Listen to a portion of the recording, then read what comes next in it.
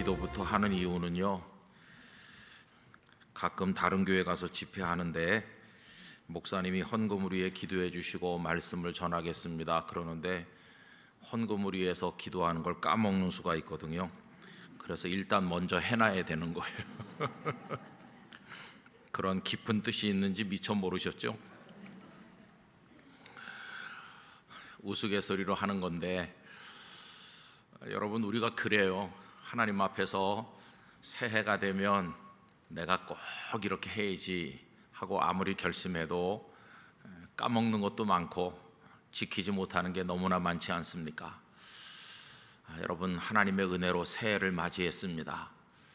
좀 시간을 붙들어 둘 수 없을까 그런 생각을 많이 하지요.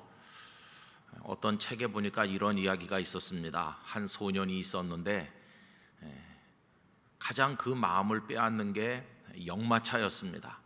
그 앞에 마부들이 앉아가지고 여러 마리의 말이 끄는 마차를 몰고 가는데 그 마차에는 승객들이 타고 있죠. 아주 옛날 얘기죠. 그래서 그것도 역이 있어가지고 내리는 곳에서 손님들을 내리게 하고 또 태우고 달리는데 얼마나 그게 멋있어 보였는지 이 소년에게 꿈이 있었습니다. 나도 나중에 성장하면 저 마차를 모는 사람이 되고 싶다. 그런데 어떻게 하다 보니까 정말 그 소년이 마부가 되었어요. 그래서 그 소년은 여러 마리의 말이 모는 마차를 몬 건 아니고 두 마리 말이 앞에서 달리고 좀 자그마한 마차를 몰면서 손님들을 태워서 나르는 삶을 살았는데 그 삶을 평생을 살았다고 합니다. 그러다가 이제는 나이가 많아졌어요. 더 이상 마차를 몰 수 없는 처지가 되었고 자리에 누워서 세상 떠날 날을 기다리는 연약한 자리에 있게 됐습니다.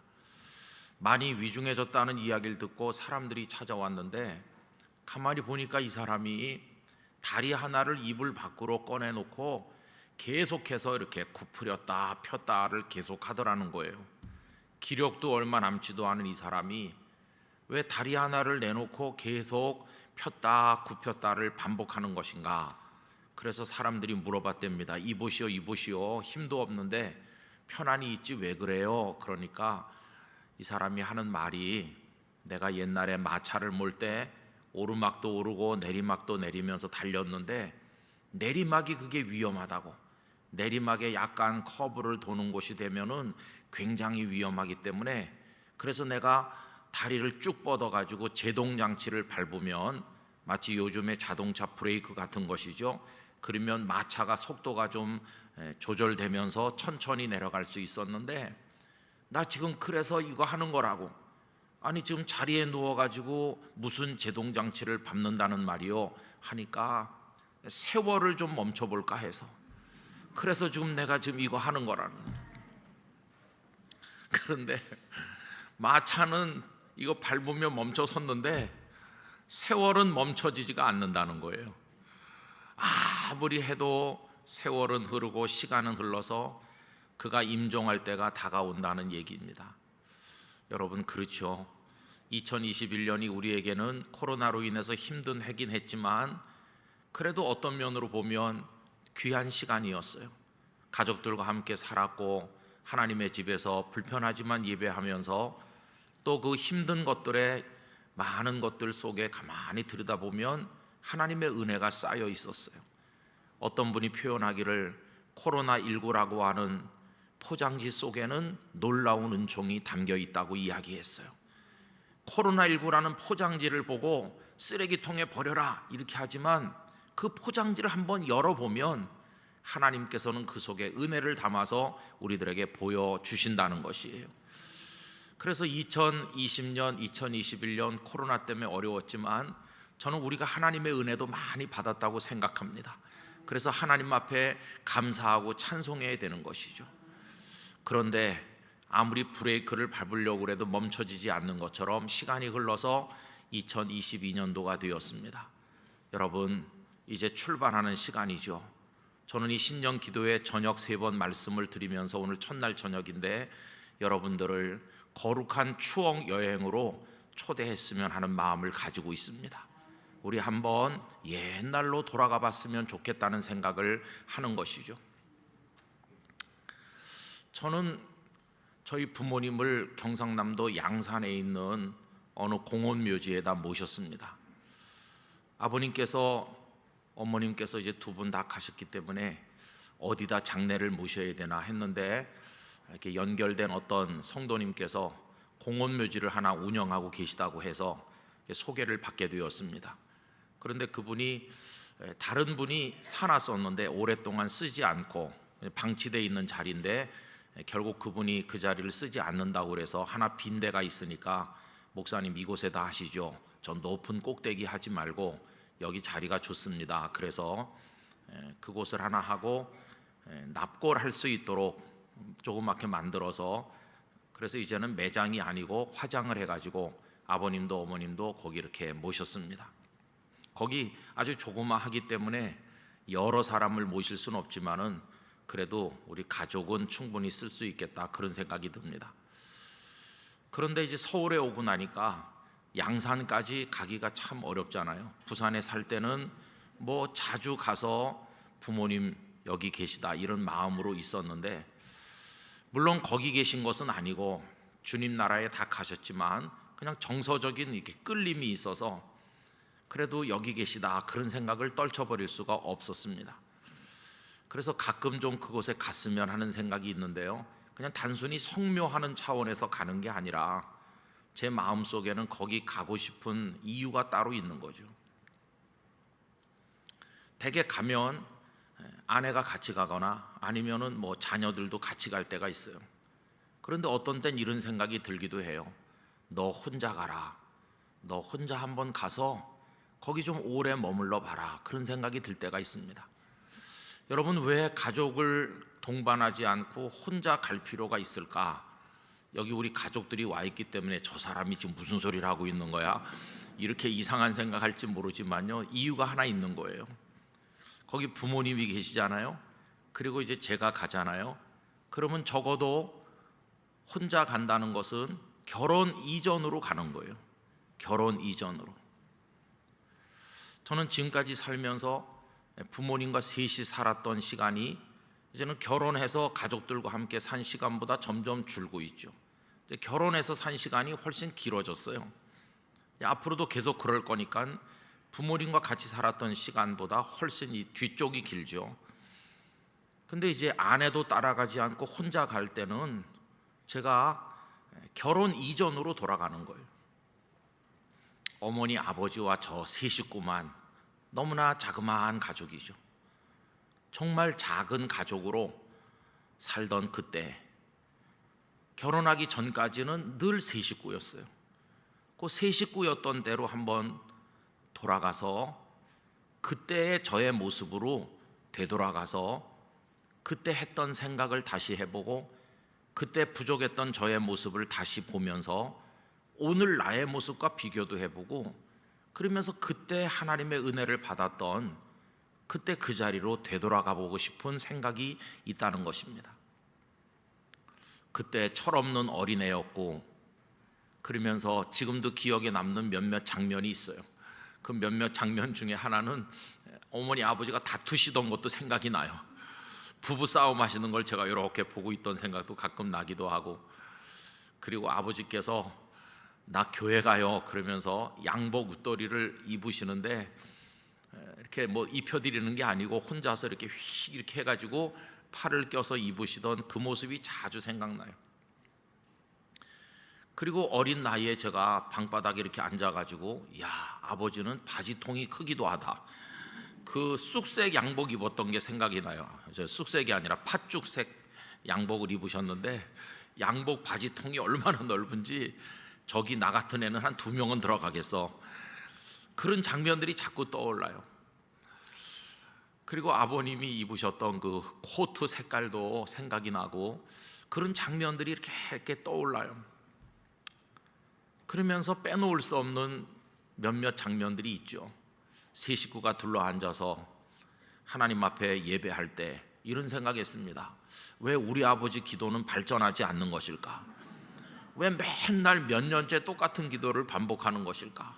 그래서 어떤 때는 반항심이 생겨가지고 그것 좀 그만하면 안 되냐고 이렇게 하고 싶은 때가 있었어요. 언제나 순서도 똑같고 내용도 똑같고 아버지 기도는 맨날 똑같았습니다. 근데 철讀생각해 보니까 매일 똑같은 기도를 드리는 이유는 그게 너무 깊이 가슴에 박혀 있는 눈물이고, 한국식 표현으로 하면 한 맺힌 기도기 때문에 북한에 두고 온 자녀들 여러 가지 가슴 속에 맺힌 기도를 하다 보니까 그게 늘 똑같을 수밖에 없는 것이. 그리고 저는 긴 세월을 지나면서 아버지의 눈물이 서린 그 기도가 하나씩 이루어져 가는 걸 보기도 하였습니다. 그때, 그리고 때로는 저에게 성경 말씀을 일러주시면서 또 너는 커서 어떤 사람이 될 거냐, 나는 내가 목사 됐으면 좋겠다고 기도하고 있단다, 이런 말씀 하셨던 거 그것뿐이겠습니까? 그 이전에 참 많은 게 있죠. 병들었을 때, 사고를 당했을 때, 그 아버지 어머니 저 이렇게 셋이 살던 그때, 이제 그분들은 다 이곳에 계시지 않으니까 이제 그거를 떠올리기 위해서 양산의 그 무덤에 가서 무덤가에 앉아 있으면 아버지 어머니 이제 다시 세 식구가 됐어요, 이런 생각이 드는 거죠. 그 이후로 여행을 많이 한 셈입니다. 결혼을 했고, 그리고는 사남매가 태어났고, 그 사남매가 자라서 둘은 결혼을 했고, 그리고 또 친손자 외손자가 태어났고, 그러면서 이렇게 늘어가고 있죠. 지난 성탄절 저녁은 저 개인적으로는 참 복된 시간이었습니다. 그날 주님 나신 성탄절이기도 했지만 성탄절이 토요일 아닙니까? 토요일 저녁에 저희 집에 사람이 제일 많이 모인 날이었어요. 미국에 있던 아들 6 가정도 왔고, 또 사위도 오고 다 와서 아기 하나씩 데리고 와서 저희 집에 10명 있었습니다. 10명.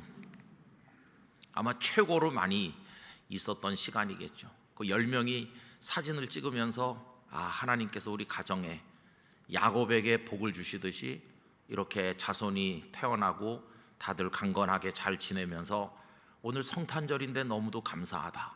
우리 친손주는 성탄절에 태어났거든요. 그날이 친손주 생일이기도 하고 예수님의 탄생일이기도 하고 감사한 일이 있었습니다. 그런데 여기까지 오는데 수십 년을 살았죠. 수십 년 그동안에 제가 목사가 돼서 교회 부임해서 사역하기도 하고, 오늘 여기 영락교회 여러분들을 만나기까지 살아왔죠. 그럼 지나간 수십 년 동안에 저는 어떻게 변했을까요? 부모님과 저 이렇게 세 식구만 살 때와 지금을 비교해 보면 지금의 저는 어떤 모습일까요? 이런 질문을 이제 하나님 앞에서 하는 것이죠.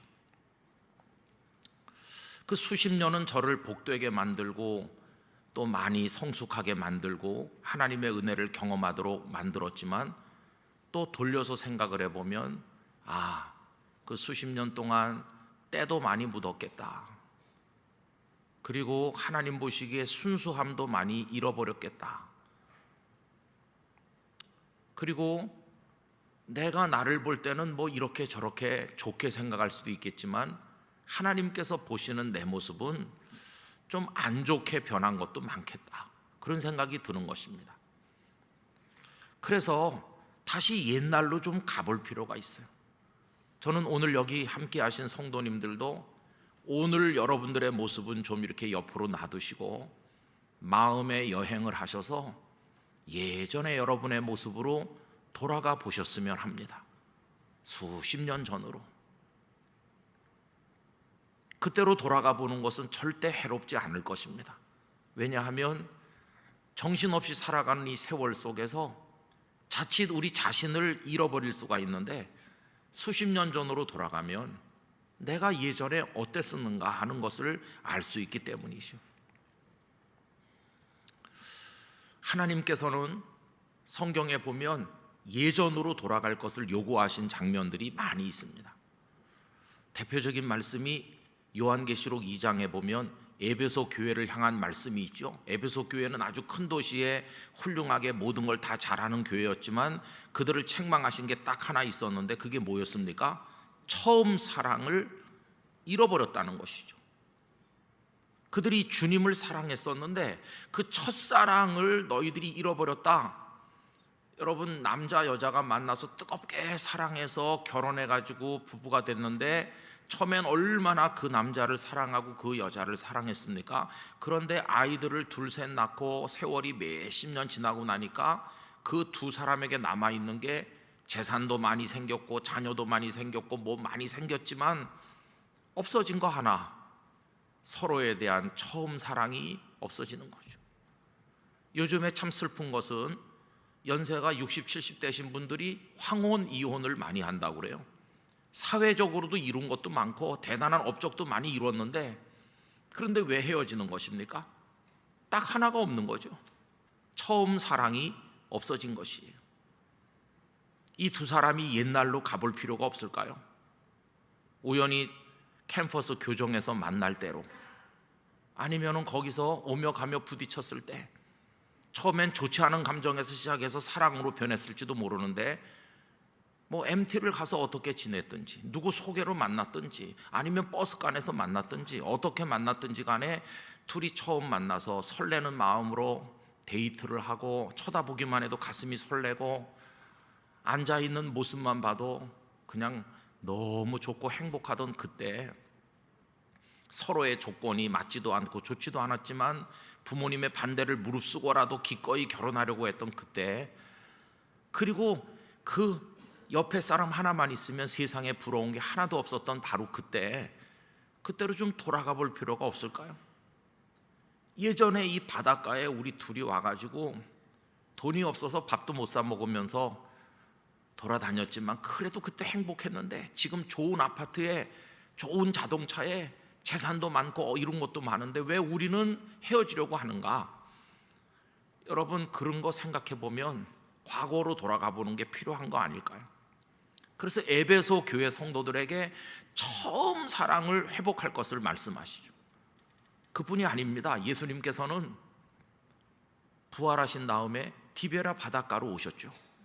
부활하신 예수님을 두고 제자들은 물고기 잡으러 돌아오지 않았습니까? 베드로가 가니까 다른 제자들이 따라갔죠.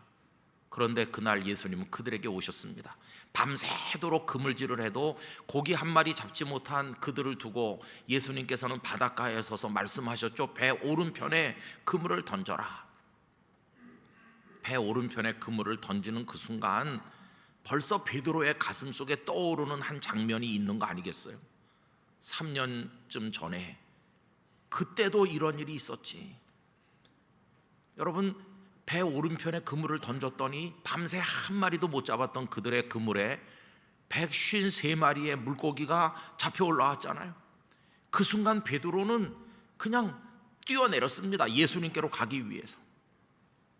왜냐하면 그 3년 전에 그 장면이 그를 잡아당겼기 때문이에요. 그가 아직 예수님의 제자이기 전에 시몬이라는 어부로 살고 있을 때, 그날도 하루 종일 수고하고 애썼지만은 고기 한 마리 잡지 못하고 돌아왔는데, 밤새 헛수고를 했는데 주님께서 그의 배를 빌리시고 배에 앉으셔서 바닷가의 무리들을 가르치신 다음에 말씀을 끝마치신 예수님께서 그에게 뭐라고 하셨습니까? 깊은 데로 가서 그물을 내려 고기를 잡으라. 여러분, 그가 뭐라고 대답했나요? 내가 밤이 맞도록 수고하였으되 얻은 것이 없지만은 말씀에 의지하여 그물을 내리리이다. 이렇게 했더니 그물이 찢어질 정도로 많이 고기가 잡혔고, 동료들이 와서 도와주어야만 간신히 끌어올려 배가 거의 잠길 정도로 고기를 잡았죠. 그때 그가 예수님 앞에 무릎을 꿇고 엎드리면서 주여 나를 떠나소서 나는 죄인이로소이다. 이렇게 했는데 그 보잘것없는 어부 시몬을 예수님은 품에 안으시고 나를 따라오너라 내가 너를 사람 낚는 어부가 되게 하겠다. 여러분, 그게 그 시몬 베드로가 예수님께 대해서 가졌던 첫 마음이죠. 첫 마음. 이분이라면 배도 그물도 다 버리고, 이분이라면 나의 모든 걸 뒤로 하고 내 평생을 바쳐서 사랑하고 따르겠습니다. 이게 그의 첫사랑이거든요. 주님을 향해 바쳤던 때묻지 않은 순수한 사랑이었어요.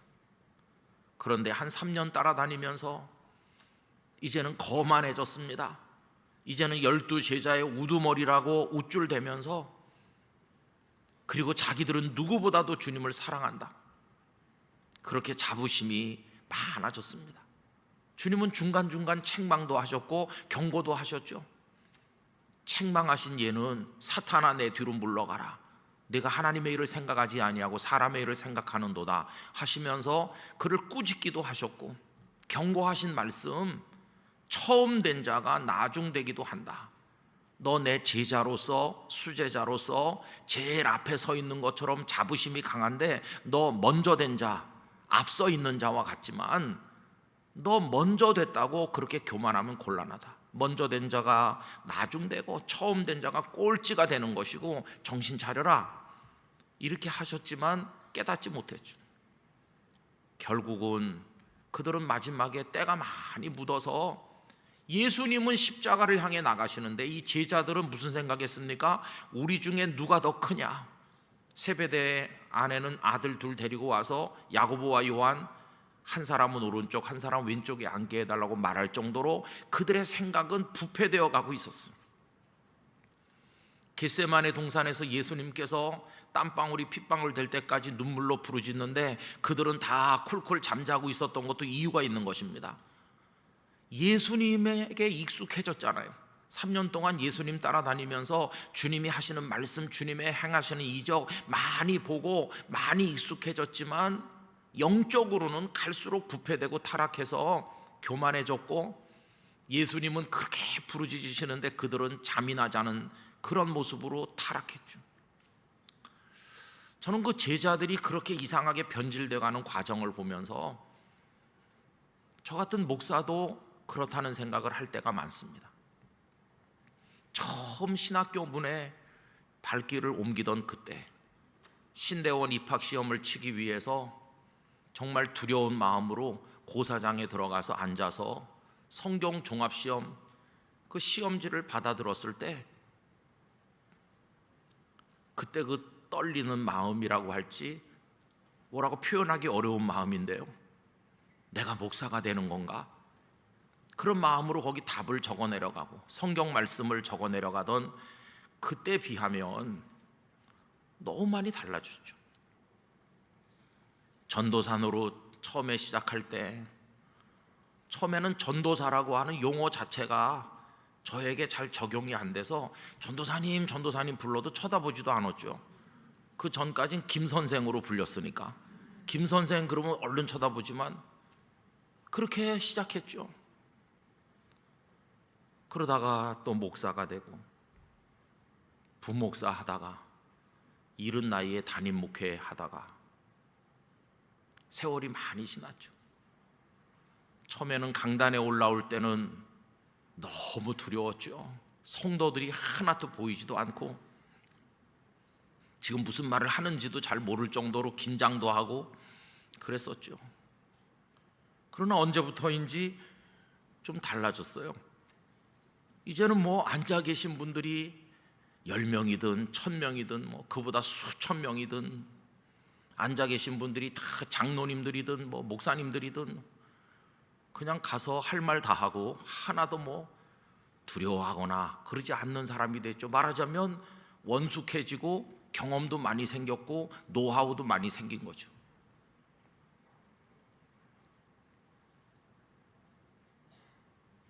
그럼 주님은 그걸 어떻게 보실까요? 주님 따라다니면서 한 3년 정도 많이 배우고 많이 익혔던 그 제자들이 주님 눈에 볼 때는 어떻게 보였을까요? 책망의 대상일 뿐이고 먼저 된 자가 나중된다는 경고의 대상일 뿐이지 주님을 기쁘시게 하지 못했어요. 결정적인 순간인데 주님을 실망시키는 겁니다. 십자가가 앞에 오는데 그들은 잠이나 자고 그러다가 도망가는 거죠. 여러분, 많은 목회자들이 선지동산에 처음 올라가고 처음 전도사 되고 처음 안수받을 때는 진짜 그 영혼이 순수하고 주님의 복음을 위해서 모든 걸 내맡기는 그런 마음으로 출발하는데 목회 현장에서 한 30년, 40년 이렇게 돌면서 세월이 가다 보면 노예한, 욕심만 그득한, 명예욕만 많이 남은 그렇게 세월 속을 떠돌다가 은퇴할 때쯤 되면 남은 것은 쪼그라진 영혼이고, 직함은 많이 붙었는데 이름 세 글자 뒤에 무슨 회장, 무슨 뭐 그런 거 많이 붙었지만 주님은 그런 거에 하나도 눈길을 주지 않으시고, 내가 처음 사랑을 가지고 있느냐, 그게 없어지는 거죠. 베드로에게 오신 예수님께서 뭘 물어보셨습니까? 지난 3년 동안 나한테 배운 거 다 읊어봐라, 이런 거 물어보셨나요? 아닙니다. 주님이 그에게 요구하신 건 딱 하나였습니다. 네가 나를 사랑하느냐.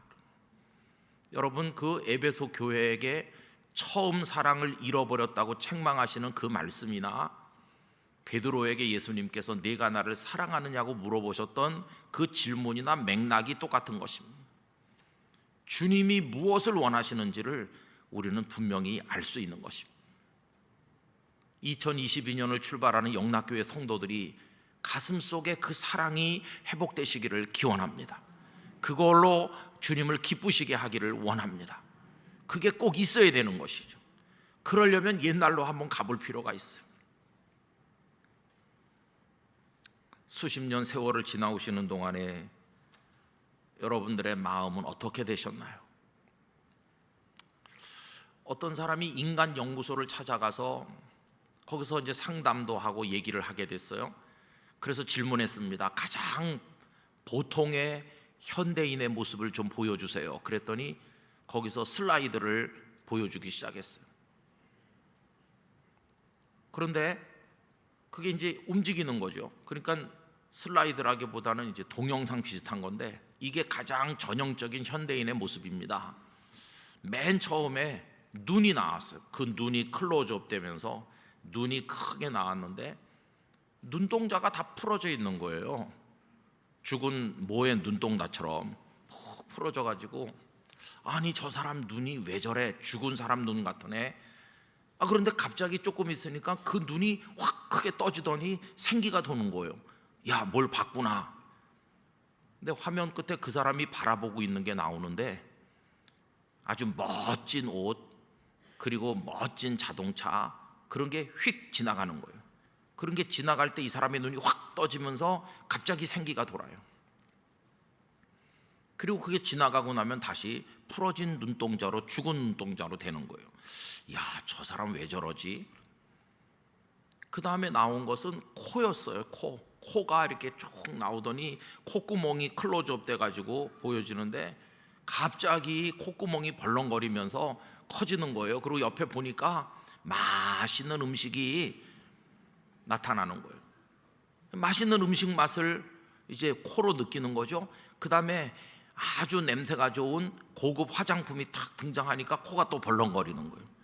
근데 그런 게 지나가고 나면 또 콧구멍이 쪼그라들면서 숨을 쉬는지 안 쉬는지도 모를 정도로 그렇게 변하는 거예요. 아, 이거 왜 이런가? 세 번째로 등장한 건 귀였어요. 귀. 이 귀가 어느 때 쫑긋 뭔가를 받아들이는 걸 가만히 보니까 무슨 스캔들, 남을 비판하는 거, 그런 얘기가 들릴 때는 막 귀가 그냥 쫑긋해갖고 듣는 거예요. 근데 누가 좋은 얘기를 하고 들어둘 만한 얘기를 하고 교훈이 될 만한 얘기를 하면 그 귀가 닫히는 거예요. 야, 들을 귀가 없구나. 그럼 맨 마지막에 가관인 것은 입이었습니다. 입. 그래도 눈하고 코하고 귀는 가끔 휴식을 취하면서 가만히 있을 때인데 입은 이게 24시간 움직이는 거예요. 쉴 새 없이 움직이면서 남을 비난하고 흉보고 욕하고 그런 계속 해야 되는 거예요. 그래서 이 사람이 그만 와, 이 사람이 누군지 모르지만 눈, 코, 귀, 입이 다 이상해. 그래서 물어봤대요. 이 사람이 도대체 누굽니까? 그러니까 거기서 잠깐만요 그러더니 여기 주민등록번호가 있네요. 주민등록번호 1234566-7891011 이렇게 해가지고 불러줬대요. 그리고 이 사람이 충격을 받아서 주저앉았어요. 보니까 그게 자기 주민등록번호거든요. 자기 눈이 그렇고 자기 코가 그렇고 자기 귀가 그렇고 자기 입이 그렇다는 거예요. 여러분 이 얘기 어떻게 생각하세요? 이게 제가 만든 얘기가 아니고 그 유명한 정채봉이라는 선생님이 계시죠? 정채봉 작가의 나라고 하는 어른들을 위한 동화에 나오는 얘기입니다. 나가 바로 그런 사람이라는 거예요. 수십 년 살다 보니 우리 눈은 봐야 될 걸 보지 않고 보지 않을 것만 보고 있죠. 그걸 요한 1서에서 뭐라고 말했냐 하면 안목의 정욕이라고 그랬죠. 눈으로 봄으로써 범죄하죠. 어떤 때는 탐욕으로 쳐다보죠. 음란함으로 쳐다보죠. 어떤 때는 증오로 쳐다보죠. 쏘기도 하죠. 이 눈으로 눈총. 그래가지고 뭐 눈총은 총알이 계속 공급되기 때문에 총알이 떨어지질 않아요. 계속 쏴요. 계속. 이 눈총이 눈이 이게 문제죠. 우리들의 귀는 어디를 향하고 있습니까? 은밀한 중에 들리는 세미한 하나님의 음성을 듣지 못한 지가 오래됐어요. 성경을 읽지만 그냥 지식으로 읽는 거지 오늘 나를 위해서 하나님께서 속삭이는 말씀으로 안 들린 지가 너무 오래됐어요. 귀가 다 닫혔어요. 소리는 있는데 말씀은 없는 거예요. 소리는 많이 들어요. 그런데 내 영혼을 뒤집어 놓는 말씀은 듣지 못할 때가 많으니까 죽은 귀죠. 그러면서 입은 얼마나 쉴 새 없이 움직이며 하나님 기뻐하지 않는 말들을 하고 있는지 알 수 없어요. 다른 사람을 좀 깎아내리면 통쾌하게 느끼고 없는 말도 지어내고 그냥 말이 하고 싶고 그래서 침묵을 잃어버렸어요. 조용히 있는 법을 망각했습니다. 주여 말씀하시옵소서 주의 종이 듣겠나이다 이렇게 해야 되는데 계속 말을 하기 때문에 주님의 음성을 듣지 못한 지가 오래되는 거죠. 우리는 많은 말을 하지만 그 속에 고백은 없고 많은 말을 쏟아놓지만 그 속에 진실은 없을 때가 많죠. 주님이 듣고 싶은 것은 그냥 말이 아니라 우리의 영혼이 담긴 고백이고 그 속에 진실이 있기를 원하시는 건데 우리 그걸 잘 못하게 되어 있는 건 아닌가 이런 생각이 듭니다. 여러분 그 때 묻은 것을 깨닫기 위해서 또 그걸 정리하기 위해서 처음 장소로 예전에 그곳으로 돌아가도록 촉구하시는 말씀은 바로 오늘 본문에 나오잖아요. 하나님께서 야곱에게 베델로 올라가라고 말씀하신 베델은 야곱에게 처음 장소였습니다. 형님 에서의 축복을 가로채고 외삼촌 라반의 집으로 도피할 때 그때 아무도 없는 들판에서 홀로 잠들었죠. 앞으로 어떻게 될는지 알 수가 없었어요. 정말 고독한 가운데 잠들었습니다. 돌멩이를 베개로 삼고서 그냥 땅바닥을 요를 삼고 하늘을 입을 삼아서 그냥 그렇게 잠들었어요. 몸도 추웠겠지만 마음은 더 추운 밤이었죠. 그런데 여러분 가장 어려울 때 하나님을 만났습니다. 참 이상한 것은 우리 영적인 구조가 왜 형편이 좋고 그럴 때는 하나님 만나기가 어려운지 가장 어려울 때 그도 하나님을 만났어요. 하늘로부터 하나님의 사다리가 쭉 내려왔습니다. 여러분 그 사다리는 은총이었습니다. 사랑이었습니다. 여러분의 생애에도 베델에 들어놓은 야곱처럼 고단하고 어렵고 힘든 때가 계셨을 것입니다. 그때 하나님께서 어떤 은혜의 사다리를 내려보내 주셨었는지를 이 시간에 떠올려 보시기 바랍니다. 그리고 하나님의 사자가 내려오고 또 올라가고 내려오고 또 올라가면서 그를 지키고 보호하였습니다. 그러면서 그의 가슴 속에 가장 사모하는 말씀을 들려주셨습니다. 내가 너와 함께 하겠다. 내가 너를 지키겠다. 너 누운 땅을 너와 네 자손에게 주겠다. 그리고 네 아버지 집으로 다시 돌아오게 해주겠다. 이게 하나님의 약속이었어요. 그 다음날 새벽 그가 일어나서 베개하고 자던 돌을 세우고 기름을 붓고 그 앞에 엎드려서 하나님을 찬송하며 베델에 하나님께 영광을 올렸습니다. 여기가 아무도 없는 빈들판인 줄 알았더니 하나님이 여기 계셨구나. 여기가 하나님의 집이었구나. 여러분, 벳은 집이라는 뜻이고 엘은 하나님이니까 거기가 하나님의 집이죠. 우리가 알든지 모르든지 지금까지 살아오는 평생에 하나님께서는 언제나 우리 곁에 계셨고 우리가 있는 곳을 하나님께서는 당신의 집을 삼아서 우리와 함께 거하신 줄로 믿습니다.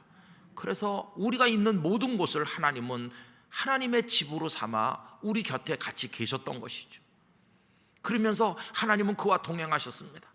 외삼촌 라반의 집 가까이 갔을 때 양떼를 몰고 오는 라헬을 만났는데 라헬을 보는 순간 사랑의 마음이 확 솟아났죠. 그 사랑의 마음은 하나님이 주신 축복이었습니다. 라헬을 사랑했기 때문에 가정이 이루어졌고 자녀들이 태어났으니까 라헬을 보는 순간 사랑하는 마음이 생겨나게 하신 것도 하나님의 은혜였습니다. 그래서 라헬을 위해서 7년 동안을 수일처럼 여기며 외삼촌께 봉사했고, 그리고 또 그 언니 레아와 먼저 결혼했기 때문에 14년은 아내를 얻기 위해서 일했고, 그리고 나머지 6년은 일한 대가로 품삯을 얻기로 약속을 하고 열심히 일한 끝에 외톨이로 홀로 갔지만 돌아올 때는 많은 가족들, 자녀들이 생겼고, 그리고 큰 짐승이 2떼나 되었다고 그렇게 말하고 있습니다. 그런 거부가 되었습니다. 그렇게 20년을 살다 돌아왔어요. 홀로 가서 20년 만에 거부가 되었어요. 그의 양떼를 먹이는 일꾼들이 많아졌어요. 여러분, 이런 성공 이야기는 많은 사람들에게서 듣습니다. 예를 들면 이런 거죠. 저는 가난한 농촌에서 태어났습니다. 우리 부모는 저 하나를 목사를 만들려고 애를 씁니다. 저는 가난한 신학생이었습니다. 끼니를 굶을 때도 많았습니다. 그래서 아차산에 올라가서 눈물로 기도하며 새벽 기도하며 하나님의 은혜를 구했습니다. 근데 제가 어느 작은 교회 전도사로 부임을 했고 뭐 이렇게 시작하는 거죠. 그래서 지나간 20년 동안 30년 동안 그래서 목회하면서 살았는데 이제 와서 보니까 제가 이렇게 대단한 목사가 됐네요. 그런 이야기하고 이 야곱의 스토리하고 이렇게 잘 겹쳐지지 않습니까? 그런데 문제는 그 20년이라는 세월 속을 구르듯이 사는 동안 그의 영혼과 그의 가정에 때가 많이 묻었다는 것입니다. 그는 어느 정도로 영적으로 어두워졌느냐 하면 자기가 사랑하는 아내 라헬이 우상 숭배자가 된 것도 모르고 있었죠. 외삼촌의 집에서 나올 때 이 라헬이 자기 아버지의 드라빔 우상을 숨겨가지고 나왔잖아요. 아니, 여호와 하나님을 경외하는 집안에 왜 그 우상을 훔칩니까? 아직도 라헬의 마음속에는 드라빔 우상에 대한 집착이 있는 거죠. 가장 사랑하는 아내가 하나님을 경외하지 않고 있는 것조차 모를 정도로 야곱은 눈이 어두워 있습니다. 가정의 자녀들 신앙교육이 제대로 안 됐어요. 세겜이란 곳에 와서 땅을 샀는데 그 딸 디나가 세겜 길거리 구경을 나갔어요. 여러분, 세겜은 부패된 세상을 의미하는 영적 의미가 있습니다. 근데 거기 뭐 볼 게 있다고, 그 세상의 향기가 뭐 얼마나 대단하다고, 세상이 주는 쾌락이 뭐 즐겁다고 어슬렁거리면서 구경을 나가겠어요? 근데 거기서 부끄러운 일을 당했죠. 여러분, 우리가 영적 긴장을 풀고 세상의 길거리를 배회하면 사탄에게 부끄러운 일을 당하는 것입니다. 결국은 그 디나가 부끄러운 일을 당하니까 그 오라비들이 분노했죠. 그리고 결국은 혼담이 거짓으로 오가는 가운데 할례를 받아야 결혼할 수 있다 이렇게 했고, 그리고는 세겜 사람들을 모조리 가서 다 도륙한 걸로 끝낸 것이 아니라 그들의 재물까지 다 약탈했죠. 완전히 떼강도로 변했어요. 가장 경건하다는 야곱의 하나님을 경외하는 믿음의 사람의 자녀들이 살인자가 되고 약탈자로 타락했어요. 그게 성공입니까? 20년 세월 돌다 왔는데 홀로 갔지만 거부가 되고 때를 이루고 이렇게 왔는데 그게 성공이었을까요? 베델에서 하나님 앞에 엎드려서 기도할 때 그의 순수한 영혼은 어디로 갔는지 다 없어졌죠. 그는 그때 하나님 앞에 이렇게 기도했습니다. 오늘부터 하나님은 나의 하나님이십니다. 우리 할아버지 아브라함, 아버지 이삭의 하나님이 아니라 이제는 저 야곱의 하나님으로 제가 믿겠습니다. 그리고 저에게 주신 모든 것 중에서 10분의 1을 반드시 아버지께 하나님께 드리겠습니다. 그리고 이곳으로 돌아와서 바로 이 자리에서 하나님께 제가 경배를 올리겠습니다. 그렇게 약속했죠. 그 약속을 드릴 때 그는 아무것도 없어요. 다시 돌아오게 될지도 알 수도 없어요. 하나님의 약속 하나만 남아있을 뿐이지 확신도 없고 아무것도 없는 상태죠. 그러나 그의 영혼은 순수했고 간절했죠.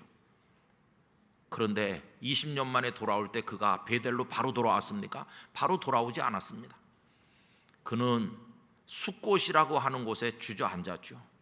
형님 에서를 만나는 그 위기를 모면한 다음에, 형님과 화해한 다음에 긴장이 다 풀어져서 약복강 나루터에서 하나님 붙들고 씨름하던 그 모습 다 없어지고 숫곳에 와서 우리를 만들고 거기서 거주했죠.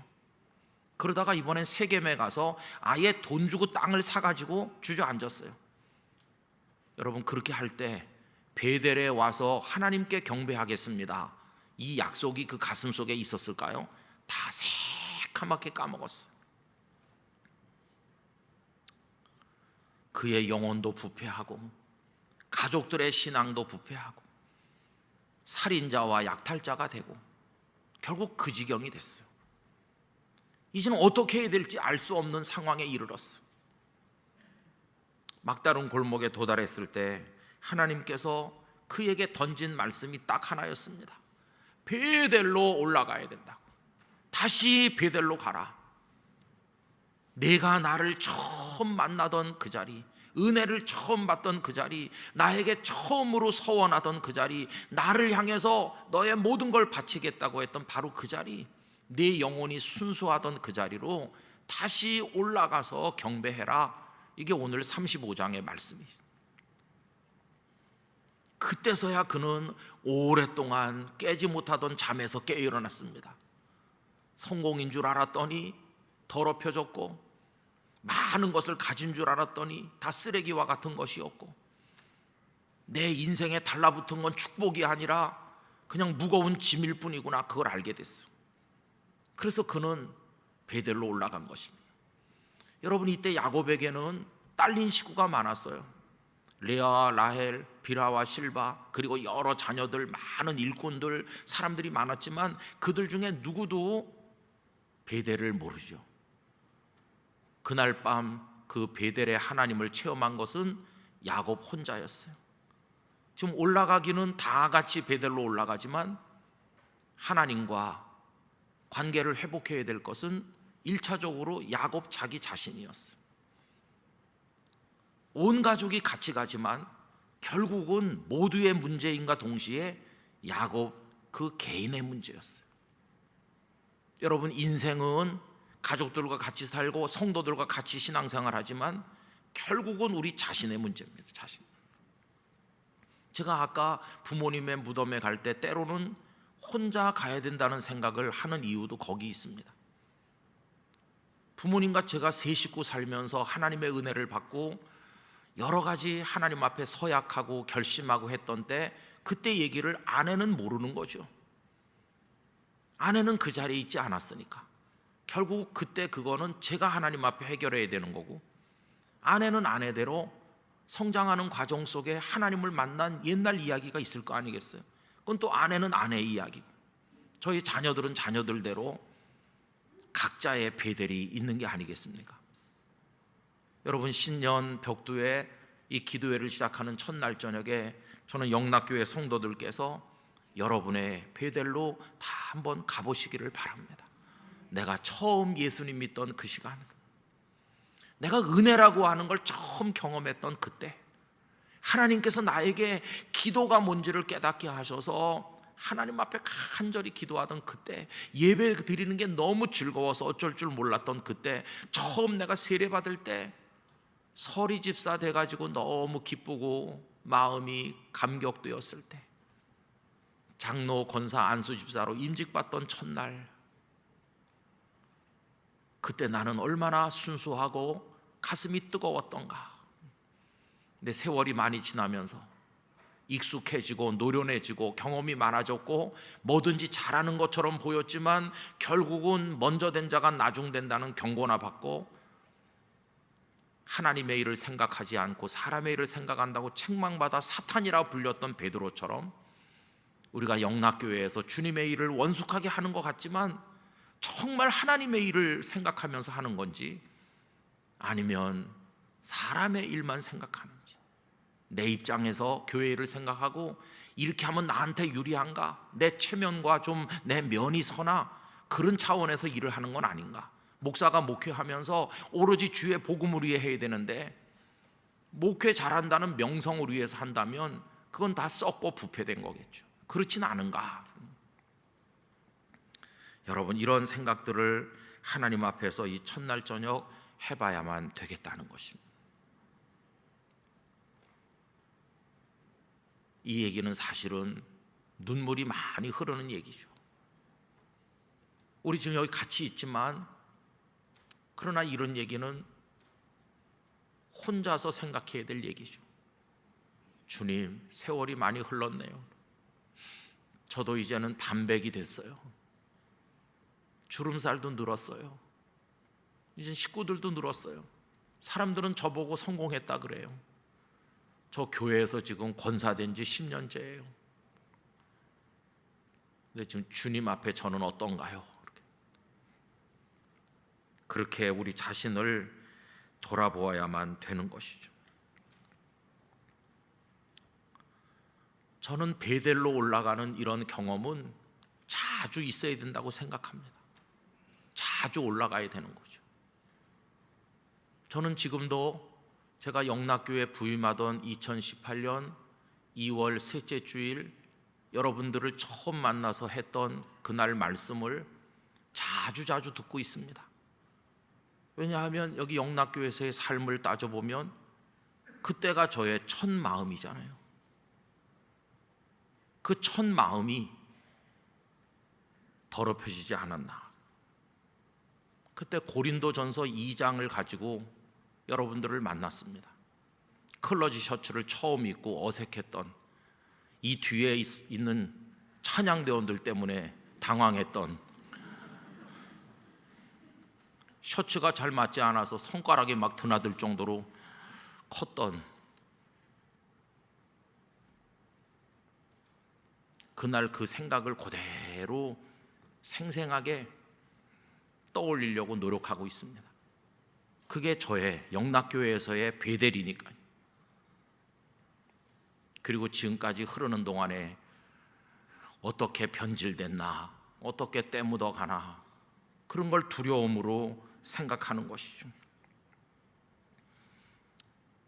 여러분, 오늘 읽은 본문 가운데 2절을 보시면요, 베델로 올라가라는 하나님의 말씀을 듣고 그때서야 깨달은 야곱이 이렇게 합니다. 야곱이 이에 자기 집사람과 자기와 함께한 모든 자에게 이르되, 너희 중에 이방 신상을 버리고 자신을 정결케 하고 의복을 바꾸라. 베델로 올라가기 위한 준비가 있죠. 그 준비는 뭘까요? 그 세월을 떠도는 동안에 달라붙어 있는 찌꺼기, 쓰레기 같은 거, 그거 이제 버리고 가야 되는 거죠. 그래서 4절 보시면, 그들이 자기 손에 있는 모든 이방 신상과 자기 귀에 있는 고리를 야곱에게 주는지라 야곱이 그것들을 세겜 근처 상수리 나무 아래 묻고. 여러분, 세겜에서 그 딸 디나가 부끄러운 일을 당했는데 이제 거기다가 다 묻고 떠나는 거예요. 과거는 거기다 다 묻고, 부끄러운 거는 거기다 다 묻고, 마음을 비우고 지저분한 건 다 제거하고 이제 베델을 향해 처음 사랑, 처음 마음을 가지고 올라가는 것을 볼 수 있습니다. 2022년을 출발하시면서 우리 영락교회 성도들이 묻어야 될 것들을 다 묻고 가시기를 바랍니다. 우리를 계속 붙들고 있는 그거를 다 청산하시는데 성공하시기를 바랍니다. 지난해 가정이나 직장이나 교회나 어디서 사는 동안에 맺혔던 감정의 응어리가 있습니까? 누가 나를 미워했어요? 내가 그를 미워했어요? 아직 해결 안 됐어요? 그런 찌꺼기 같은 감정이 있다면 이거 그대로 가지고 2022년으로 가는 건 너무도 부끄러운 것이죠. 여러분, 내가 사과받아야 되는데 사과 못 받았다, 그런 거 아쉽습니까? 그런 거 다 묻고 가시기를 바랍니다. 다 파묻고 가야 되는 거죠. 아쉬웠던 것도 다 파묻어야 되고, 부끄러웠던 습관, 잘못된 죄가 있었다면 그대로 가지고 가면 곤란한 거죠. 내가 하나님 원치 않는 일이 내 삶에 많이 있은 거 알면서도 버리지 못했는데 새해에도 그대로 답습한다면 그건 너무 부끄러우니까. 여러분, 세겜 근처 상수리 나무 아래 묻었던 야곱과 그의 사람들처럼 오늘 이 밤에 다 묻으시기를 바랍니다. 다 털어버리시기를 바랍니다. 다 정리하고, 그리고 이제 처음으로 다시 돌아가는 거죠. 첫사랑을 가졌을 그때처럼 첫 마음으로 돌아가는 거죠. 아동 문학가인 안주영이라는 분이 계신데요, 그분은 하루 중에서 언제가 제일 마음이 평안한가, 하루 일과를 마치고 퇴근을 해서 어둑어둑할 때 현관문 앞에 서면 마음이 제일 편안하다고 합니다. 그러면 왜 그때가 제일 마음이 평안할까요? 반가운 얼굴이 달려나와서 어서 오세요 그러면서 문을 열어주기 때문일까요? 그게 아니었어요. 그 집은 빈집이거든요. 아무도 문 열어주는 사람이 없죠. 본인이 문을 따고 들어가서 컴컴한 거실에 작은 등을 하나 밝혀야 되고, 그리고는 그 소파에 혼자 가만히 앉으면 하루 동안에 가졌던 욕심, 분노, 복잡했던 생각, 나답지 않게 행동했던 모든 것들, 그게 이제 다 생각이 나면서 거기서 반성도 하고 버릴 걸 버리고 마음의 쓰레기통을 비우는 거죠. 그리고 그 고요와 고독 속에 조용히 있으면 드디어 다시 자기 자신으로 돌아오는 것을 경험하기 때문에 현관문 앞에 설 때가 가장 평안하다, 이렇게 표현했다고 생각합니다. 여기 지금 야곱이 가족들과 다 같이 올라가지만 그 베델에 엎드렸을 때 그는 사실은 혼자여야 되는 거죠. 하나님, 먼 길 돌아서 수십 년 만에 여기 왔습니다. 저는 궁금한 게, 수십 년 만에 그 들판으로 다시 갔을 때 20년도 훨씬 전에 그가 배고 자던 그 돌멩이, 거기다 기름 붓고 세워서 베델이라고 부르며 하나님 앞에 경배했던 그 자리를 찾을 수 있었을까?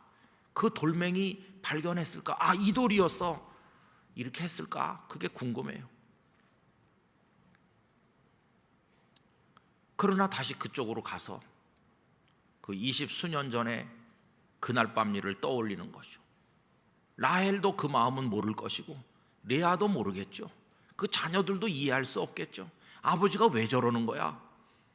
그러나 야곱의 인생 속에 그날 밤 일은 너무너무 진한 자국이기 때문에, 그날 밤 만난 하나님 없었더라면 못 살았을 것이고, 그날 하나님 앞에 드렸던 서원, 그건 순수한 거였고, 다시 그날로 이제 돌아가서 하나님 앞에 엎드리는 것이죠.